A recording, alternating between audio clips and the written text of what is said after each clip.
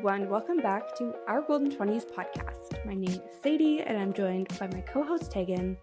And today we are doing a life hacks you should know in your 20s, part 2. I think out of the 4 years we've been doing this, this is the only episode that officially has a part 2. But we wanted to do this because the original life hacks you should know in your 20s episode is one of our most listened to episodes. It actually had like a little viral moment last fall, I think it was. We put it out like August, September. Yeah. So you guys clearly love it. So here we are again, bringing you more life hacks that we have discovered through our 20s and we want to share with you. However, before we jump into that, we are going to start today's episode with a connection card. Great. For those who are playing along at home, we are in the green category. So we're past icebreakers, but we're not too deep yet. So, oh my gosh, this question is, are you living your best life? Why or why not? Not me about to have a mental breakdown on the podcast. I'm like, this is kind of deep. For the first time in 4 years, Sadie cries on the podcast. No, I'm kidding. So my answer is yes, but this is the version of my best life that I've been like working for. I feel like I've been saying this actually a few times on the podcast in recent episodes, but where the life I'm currently living is the life I've been dreaming of for the past 10 years. In that idea, this is the best version of my life. What is the question? Best version of your life, your best life? Are you living your best life? Best life. Okay, yeah. So yes. However, I feel like I haven't really been challenging or pushing myself where I could be maybe achieving more now, but I feel you can always fall into those kind of like mind traps. The other thing, sorry, now I'm just going to go on this whole rant, but this other thing that I've been thinking about so much this week is since the pandemic, I'm one of those people that feels like life isn't real anymore. Therefore, how can it be my best life if it doesn't even feel real? But anyways, I finally saw an answer on TikTok why I'm feeling this way, which is ironic that I saw it on TikTok. But this guy was saying that you don't feel like you're living a real life anymore because you're not existing in a physical world anymore the same way you were pre-pandemic. Everything is virtual. So it's not real life. And when I thought about that, I was like, that it explains it so much. Like I knew working from home was like a lifestyle adjustment, but I didn't really think about how much of a change that is and how like work isn't a place anymore. It's just something I do 8 hours a day in my house. Like, I don't know. So I feel like all this to come back to the connection card question is I am living my best life, but at the same time, I'm starting to feel like I need to make changes in order to keep considering it my best life. If it's this next phase of my life, new goals, if it's changing things so I feel like I'm living real life and not just in this pandemic-y aftermath life. I don't know. That's my very long-winded answer. I totally agree and understand what you're saying, though. I feel like my answer is kind of similar, where I'm like, yes, I wouldn't say I'm not, but there are things I could be doing to make it better. So I think the things that come to mind for me is like I need to prioritize the things that make me feel good. And that's hard for me to do because I'm a people pleaser. So I don't want to prioritize myself. So it's like if I can continue to work on that and focus, like it's like I feel like I never have enough time to be working out, or I'm never prioritizing like my skincare. I want to journal before bed, but I never give myself the space to do that. And so it's like it's because I'm not prioritizing me and what I want. So I think that if I continue working on that, I will. But it's like a constant battle due to my people pleasing ways. Yeah. And I feel like, too, when I was in my early 20s, it was like living my best life is the only option. Where now, later in my 20s, I'm like, no, even if you're going through a good phase of life, you still have bad days, you know? And even if you have, like, you're in a bad phase of life, you still have good days. Like, I think exactly what you were just saying, Tag, or like starting to say is it's always a constant ebb and flow, where I feel like that's just life. Yeah, definitely. Okay, great. Well, I'm scared for when these cards get even deeper because I feel like the green categories already kind of get deep, but we will see how that goes. But we can get started on chatting through some life hacks. I wrote down a whole bunch. Some are like super simple and some are deep, but we can just run them back and forth and hopefully all the listeners get some good hacks along the way. So, the first thing that I thought of is I think something I saw on TikTok maybe, but it's to take a picture of your coat check stub so that if you lose it, you're still able to get your coat and you can just show the picture. I've actually, knock on wood, never had to do that. I usually have always had my coat check stub, but it's just the good little backup option because you don't want to not be able to get your coat. Yeah. Honestly, I just started doing this in probably the past, I don't know, 2 years. And it is a game changer because I'm that girl who always, always, always loses my coat check stub. And or it's in my purse, but I just can't find it when I need it, especially when there's a huge line. Everybody's waiting for their coat. So this is definitely a game changer. I know people also apply this logic to taking pictures of like their hair straighteners before they leave the house to make sure they actually turned it off. But it's like anything you know you're going to need to remember later, or you might have anxiety. Yeah, your parking spot. You maybe will have anxiety about this in the future. Just take a picture to help out your future self. Yeah. Okay, my first one, none of mine are very deep. I will start by saying that. And you're going to see that from the first one that I have here. So I was thinking so much about this lately because I'm like, you know how people are always like, no matter what, I can't replicate a restaurant level meal at home. Like it just never tastes as good. And it's like when you're making a salad, why does salad always taste better at a restaurant than it does at home? And something that I've started doing lately that has totally leveled up my dinners specifically, but also lunches, I guess, is marinating my meat. And I feel like that is helping me unlock this restaurant level meal at home. So typically I'm a big chicken girl, so marinating chicken, but then adding that chicken to your salad is what's going to take it to the next level. If it's adding like grilled chicken to a sandwich, something like that, or if you're maybe having like salmon and like some sort of like potatoes or something, like marinate your meat. It like definitely tastes better, but it also just feels so much better. It's like tender. It just feels very restaurant-y, I guess, but it's so easy to do. And typically these things are like things I already have in my pantry. Like I have basic spices stocked, which actually was part of Life Hacks You Should Know in Your 20s Part 1. I go through what all the basics you should have in your pantry are. And a lot of marinades are just throwing a whole bunch of those things together. They're easy, they're inexpensive, but they are so, so good. Yeah, I love that. I had a food tip as well, which was to figure out if your eggs are still good to use. Put them in a clear cup or bowl of water because fresh eggs will lay flat. Eggs that are a couple weeks old will stand, and so like the pointy end will point up, and eggs that have gone bad will float. And the science behind that is as eggs get bad, they have gas within their shell. So the less gas there is, the more flat they lay on the bottom. So that can be a good tip. I know especially some people take their eggs out of the cartons that have the dates on them and put them in like an aesthetic carton. And then you're like, wait, are these eggs still good? I don't know. That can be a quick and easy way to check. Oh, I've never heard that before. I'll have to try it. See if your eggs are good. I do feel like you would smell it if you broke an egg. That's what I always think. Bad, but yeah. That's what I tell myself. I guess if you're doing hard-boiled eggs, though, you wouldn't know until after. Yeah. But very true. That's how you know. Interesting. I'll have to give it a try. Okay, what else do I have? Maybe I'll stick with just like home type, not necessarily cooking, but just home type life hacks.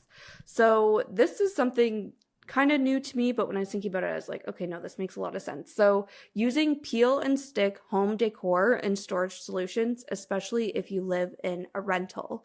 So when I first thought of peel and stick, I was like, peel and stick wallpaper, peel and stick like backsplash tiles, peel and stick what is that paper called that you can like put inside your like drawers, or you can even like cover countertops. Like I always envisioned it something like that, where it's changing like the look of your rental.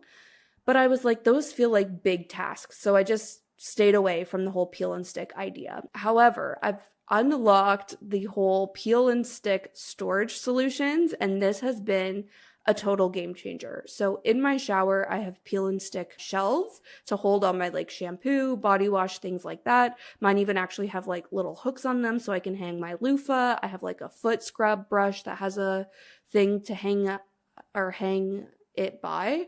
So that is super helpful in the shower. It's like holds so much weight. I also in my bathroom have peel and stick toilet paper holders. I have very like small floor space in my bathrooms where I did have just like regular toilet paper holders that just had like a stand essentially. And it wasn't the end of the world. I've lived that way for like 6-7 years of living in this apartment, but recently I made this shift to peel and stick toilet paper holders. I put them on the side of my vanity. You can't even see them when you look into the bathroom now, which I really love that, but it also just clears up the floor space. So I love that. I've also seen people use command strips to hang picture frames rather than putting holes in the wall. Again, especially important if you are a renter. Just things like that. I was also thinking about when I'm hanging up seasonal decor, if it's like wreaths, if it's Christmas lights, if it's anything like that. I love peel and stick command hooks. Garlands is another one. So I think just peel and stick everything and look on Amazon, because that's where I've gotten like my peel and stick shelves and the toilet paper holders, things like that. And these can also be like kind of inexpensive, I guess. But anyways, wanted to throw that out there. And then if you are like wanting to try this, make sure you actually follow the instructions to install them properly, especially if they're going to be holding a lot of weight. So for instance, the ones in my shower, it was like, put it up and don't put any, like actually I had to put the adhesive up, have that sit for I think it was like 24 or 48 hours, and then put the shelf on it, and then that had to sit before I actually put weight in it. So just make sure you're installing it properly, otherwise there's a high chance it's just going to fall as soon as you put it up, which isn't great. Great. Yeah, I love that. One tip that I had, this is one of my deep ones, but it's the idea of, especially if you are scared of like getting older, that sort of vibe. I feel like the biggest way to stay young is to continue to grow. And that can mean whatever it means. To me, that's like continuing to read a lot of books and different kind of books, watching different movies and listening to different music. Like you don't have to just listen to the music you liked when you were a teenager. I feel like that's a fun way to keep yourself young and just stay like in touch with what's going on in the world, discover new and interesting things. I also think it applies to talking to different types of people. Like you never know who you may meet out in the world just because someone's younger or older than you or looks different than you doesn't mean that you can't have an amazing connection with them. And so I think that that's a part of it, continuing to push yourself, whether it's like physically trying new workouts or whether it's mentally trying to learn new languages. I feel like as soon as you stop trying to grow, that's when you start to get like really out of touch and seem quite old. So that's a big tip, especially if you're in your later 20s and being like, time's ticking by. Oh my gosh. I just find that that can keep you young. Yeah, I love that. And I love the idea of it keeping you young. Like, yeah, I think that's so good.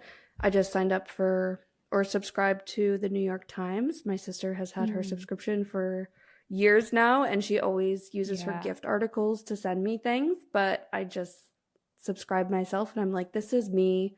Yeah, continuing to learn, continuing to stay in the know, feed my brain. Yeah, I love that tip. Okay, my next one is all about skincare, of course. As we know, this is something I'm deeply passionate about. However, the life hack here, first of all, let's start it with a little bit of a hard truth or tough love hard truth that I constantly have to remind myself. If you watch as much YouTube as I do or follow influencers on social media, it is an important reminder to know that your whole skincare and makeup routine probably can't come from Sephora. That is not realistic for a lot of people. It is very expensive, and to be completely honest, it's unnecessary for all of your products to cost like $70 to $100 and have like a multi-step skincare and makeup routine. So the life hack here is to use drugstore brands and go to TikTok, search for dupes, because there are so many good dupes out there that are way more cost efficient. I'm really big into the e.l.f. makeup line. Also, just even like L'Oreal products and things like that. Like, these things are sometimes like a third of the price of Sephora products, but do just as well of a job, or sometimes even better.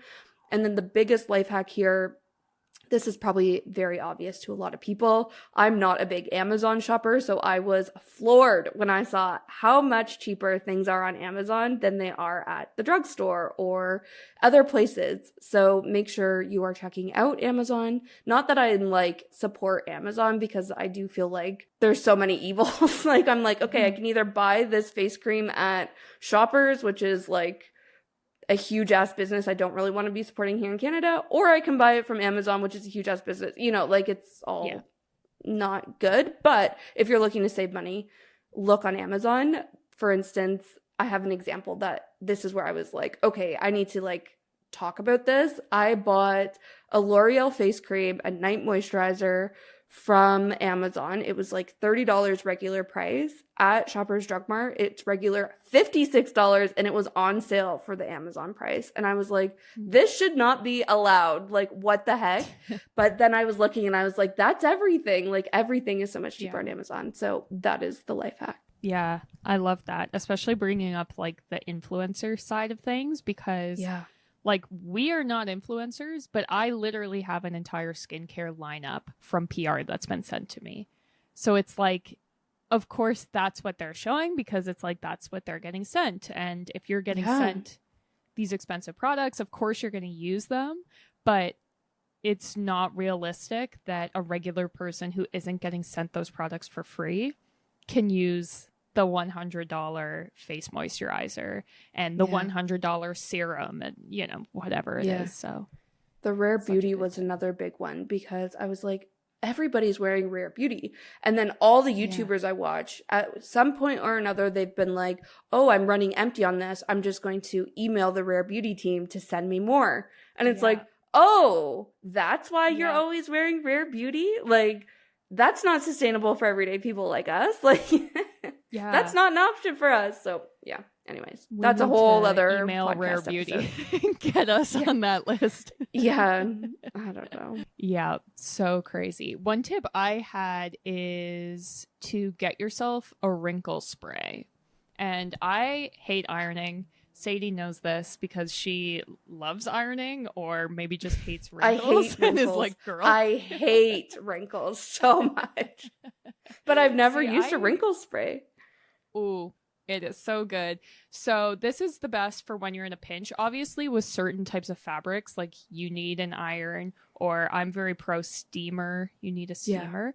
But the idea with the wrinkle spray is, if it's like you're running out the door and realize, oh my gosh, I've been sitting in these jeans all day and they're all wrinkled at the bottom, or whatever it is. And so sometimes what I'll do is throw whatever it is in the dryer. My dryer actually has a de-wrinkle setting, and it just spins it around for 15 minutes. So what I'll do is put the piece of clothing in the dryer, if it can be put there, and then you spray it with this wrinkle spray, and it's basically like relaxes the clothing. It also smells really good. This is, if anyone watches Below Deck, when they're making the beds and they're spraying them and then like they run their fingers over them, they're spraying a wrinkle spray. And so it just makes it so all the bedding's completely flat and it smells good. So this is my favorite hack to just like have on hand. I especially like it, like I said, if I've been wearing like a shirt all day and then like the back gets all crinkled from sitting in my chair, like, you give yourself a little spritz and you're good to go. It doesn't work for like pressing tuxedo pants or something. Like, it's only something that would be kind of getting relaxed with your body heat anyways, but I highly, highly recommend a wrinkle spray. I even spray it on like, I have a fabric shower curtain. Sometimes it gets like crinkled up and I'm like, nope, spray, spray, spray, spray on the bedding, throw pillows, anything like that. Interesting. Again, I'll have to give it a try. I was trying to remember what our last wrinkle encounter was, like why you were like Sadie is so New pro York. ironing, but it was New York, yeah. Was it your 'Cause pink I was like, jumpsuit? I look fine. And you were like, No, let me just and I take was out like, the can iron. yeah, and I was like, can I please iron this for you? Like, it would make me feel better if I ironed this Yeah. for you. So funny. Yeah, I don't know why I'm so anti wrinkles, but they just drive me nuts. Probably from working in retail. That would be Yeah, my that guess. is 1000% it. Yeah. Yeah. Oh, goodness. Okay. How to keep houseplants alive. So in Life Hacks You Should Know in Your 20s Part 1, I talked about how to keep cut flowers fresh for long periods of time or longer than a couple days. So today I was like, let's follow that up, but with houseplants. I will be honest, I'm not the best person to be giving this advice. However, I have come a very long way and I'm going to share the tips that have helped me keep my houseplants alive. The first and probably most important thing that my mom taught me is that you want to make sure your plant is in an appropriate size pot. So I think if you have a small plant, but you're wanting it to grow big, maybe you're like, oh, I'll just put it in a big pot. However, a lot of plants, that'll be too much space for them and they actually don't thrive in that. They need to be under potted versus over potted. So make sure you are potting your plant in an appropriate size pot and then repotting it as it grows. That's how you'll actually see it grow and encourage that growth as well. It's also a good idea to do just basic research on the type of plant that you bought and then see how much light and water that it needs. I think the biggest thing here is how much light it needs, and then you can figure out where in your home you should put it based off that information. So I have lots of little succulent type things that require quite a bit of light. So I put them in the back half of my house, which is south facing, which is the best facing windows for plants that need a lot of light. However, I have other plants that don't need quite as much light, and I put those in my west-facing windows, and they're totally fine. So that's just something to know. General rule of thumb is south-facing windows are better for plants that need a lot of light, east and west-facing for ones that need medium light or maybe not direct sunlight or direct light, but in moderate amounts kind of thing. Just think about that. To be honest, before I started taking my house plant seriously, I never even thought about it. I was like, okay, I have a window here, I'm going to put my plant there. I didn't actually think about, is that the right spot and the right amount of light for that plant? So definitely might sound obvious to some people, but wasn't obvious for me. I think another big thing that helps me is by adding kind of habit stacking watering my plants. So I have a weekly cleaning routine that I do through my house. So I've just layered on watering my plants to that. Again, I'm sometimes really good at that. Other times I completely forget for weeks on end. And it's not until they're shriveling up that I'm like, oh gosh, look how thirsty my plant looks.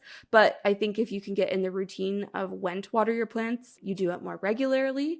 That being said, with summer coming up, also instead of doing it on a weekly routine, there's times when it's really hot here in the city, really humid, if it's really windy, all of those things can dry out your plants quicker. So it might even be part of my daily routine that I'm outside watering the plants on my balcony. And then something else that I've started to do is using water globes. So these you fill with water and then stick them in your plant, and it gradually waters your plant without you having to keep an eye on it kind of thing. So I use these when I'm going away, especially for a week or something through the summer where my plants need a lot of water. I'll stick multiple watering globes within my plants. But it could also just be good if you're someone who forgets to water their plants on a regular basis, even if you're at home. That could be an extra safety measure, I guess, to make sure your plants are getting lots of water. And then the last thing, I'm sorry, I feel like I've been talking forever, but this one is important, is to keep your plants clean. So this could look a few different ways. The first is deadheading. So if it's a flower type plant, especially in the summertime, if you have a balcony or something like that, picking off all of the flowers that have died, just taking those off.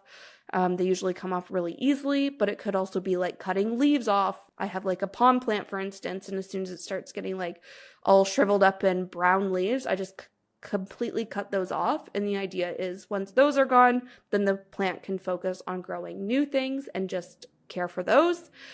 So that's the first thing on keeping your plant clean. And then the last thing is to use a damp cloth to just wipe off the leaves or wipe off the stems, especially if it's a houseplant that's kept inside. I guess actually even outside, like from road dirt and things like that, but wiping off like dust, anything like that, just to keep things, vibrant and bright, but just encourages healthy health of your plant. Love it. Love it. My next tip is to learn how to make your favorite drink. I feel like this is something as soon as you like turn 19 here in Canada or turn 21 if you're in the States, you like go to a bar and figure out, ooh, I love margaritas or whatever it is. And then learning how to make it at home and perfecting it, getting like your little glasses that fit your drink and getting the vibe right. Because then you can make this for every single pre-drink. It can be your like getting ready to go out drink. Any party at your place, you can make it. And it's just cheaper than going out to a bar. If you're like, I just really want a spicy margarita tonight. That's all I want, one spicy margarita. It's like, if you know how to make it at home, life is good. What's your drink? Sorry, that tip was so short. No, that's okay. I'm going to ask a follow-up question. What's your drink that you make? I have a couple. My favorite drink of all time is the Blue Hawaiian. However, if you drink a lot of them, it turns your tongue blue. Sometimes I embrace that vibe, but then other times I'm like, I don't think tonight's the night that I need to have like blue teeth, tongues and lip. But I'm very into that. I can also make a Mai Tai, which is a little more cray-cray. And I can also make cosmopolitans. My dream would be to make espresso martinis at home because that is like my go-to drink, but I don't have an espresso maker. Yeah. And then I'm like, it seems a bit excessive to buy one to occasionally make myself espresso martinis. But maybe if I had a bigger kitchen, I would.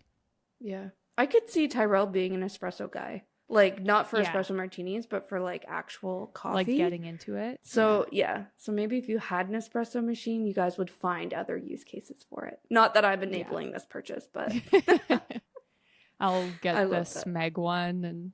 And I think the Smeg espresso maker is like $900, but why not? Yeah.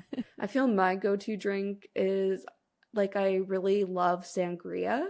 So at home, my go-to recipe is rosé wine, which I don't typically drink on its own, but in sangria, it's so, so good. Either like Sprite or some sort of like lemon lime soda, and then orange slices, lime slices, and strawberries.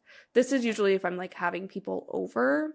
That makes like a really good pitcher or like, you know, punch bowl kind of thing. But that's probably my go-to drink to make at home. Love it. Okay, my last tip, I will try to keep this much shorter. I love how you're like, I'm sorry that was so short. And I'm like, I'm sorry that was so rambly.